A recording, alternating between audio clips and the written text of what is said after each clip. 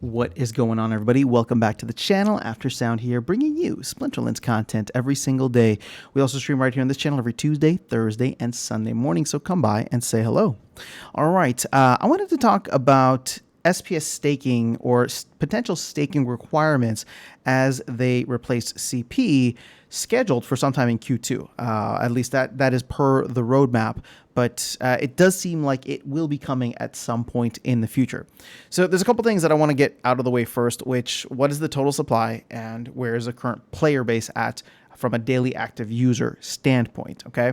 So as you can see here, Splinter Cards, shout out to T-Hawks and the Splinter Cards team, we have 961 million SPS. Now, there are, I believe somebody mentioned that the emission rate is like roughly a million SPS per day, so about 30 million per month, which means that at the end of the year, at the end of 2023, we'll be at probably like 1.2, 1.3 billion. Again, I want to use 1 billion just as a nice round figure, but I want to give you a heads up that obviously by the end of the year, we'll probably be up a little bit higher than that, unless of course, there is a significant SPS burn, which we are seeing SPS continually be burned, whether it's converted to DEC or whenever there is a Rift Watcher, I'm sorry, not a Rift Watcher, but a node sale. And some sucker bought a node recently from the store. I have no idea why, but we're now at 5,007 nodes purchased, so they burned a crap ton of SPS. Obviously, a portion of that went to the DAO, but yeah, a big portion of it got burned. Okay, so the other part here, and let's go to Peak Monsters. Shout out to Peak Monsters. Is where is the current player base at? Well, you can see over the past 30 days, we are at roughly 199,000. I'm just going to say 200,000 players. And actually, over the past 2 weeks, 14 days, I think we're well above that, right? So we're 215,000 daily active players. Now, could the bots fall off potentially? Yeah. Could more bots be added? That's definitely a possibility too, and I don't know if enough people are talking about that. But that is outside the scope of this video. So we have roughly 1 billion SPS. We have roughly 200,000 daily active players. So wherein is the requirement for staking SPS in order to earn, actually not even to earn, but to play at certain levels, right?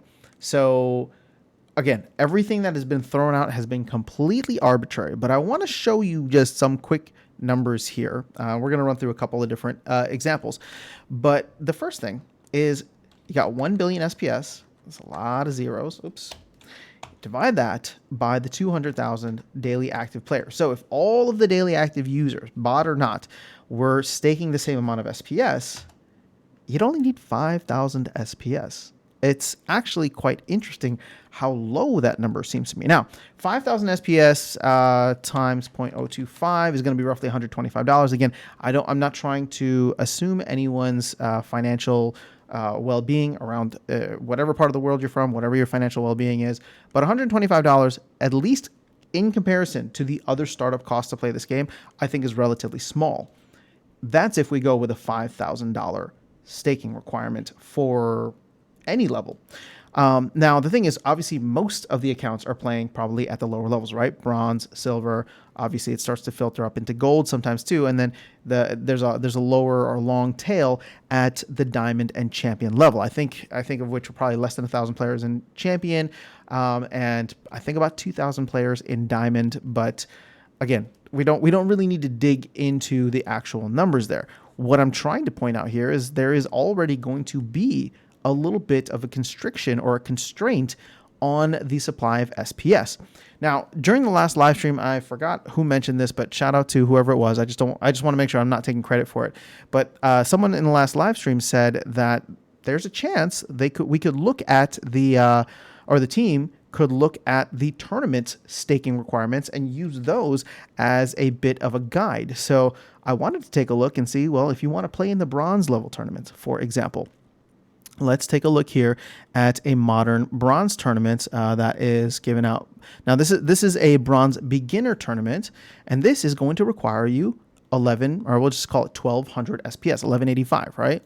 But that is the beginner tournament. If you go for the non-beginner, so the bronze invitational, this actually it doubles it from 1185 to 2370. So here we go. Let's have some fun with this 1 billion SPS, right?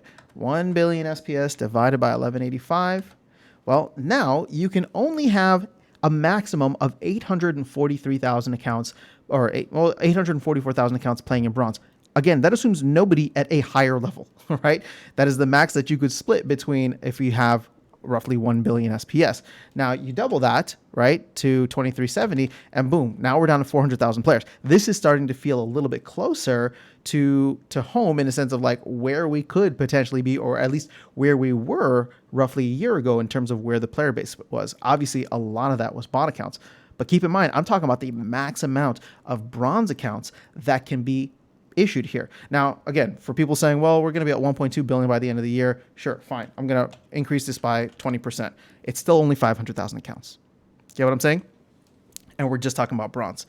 Now, imagine the SPS requirements or staking requirements being significantly higher for champion, for diamond, for gold. It gets really, really fascinating then when you start to think about where and how much SPS there's going to be available by the end of this year, by the middle of next year, whatever the case is, right?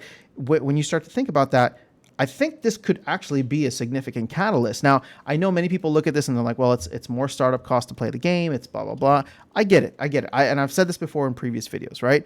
I'm just trying to look at from a completely objective standpoint, will this be good or bad for SPS? Will this have a significant or insignificant impact for SPS?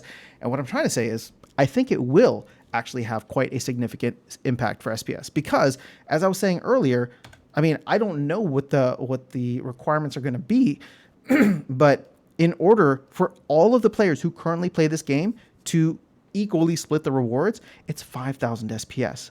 And I'll tell you, I have more than 5,000 SPS, and there's people who have way more than me when it comes to SPS. You know, get what I'm saying? So then it becomes a matter of like, well, if that SPS is not available to the rest of the 199,000 players, I wonder how's that going to work out. So this is not go out and buy SPS. Let's pump the price of SPS. That's not what I'm trying to say. This is a gaming channel. This is not a financial advice channel. So please don't get your financial advice from here.